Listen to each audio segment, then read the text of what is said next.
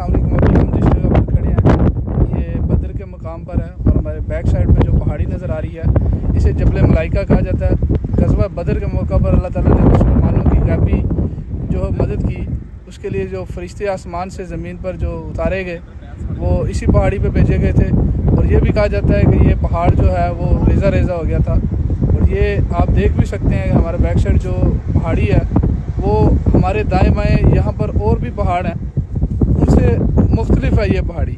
यानी ये कैफियत पहाड़ जो है वो दे रहा है कि ये दूसरे पहाड़ों से जो पहाड़ है वो काफ़ी डिफरेंट है।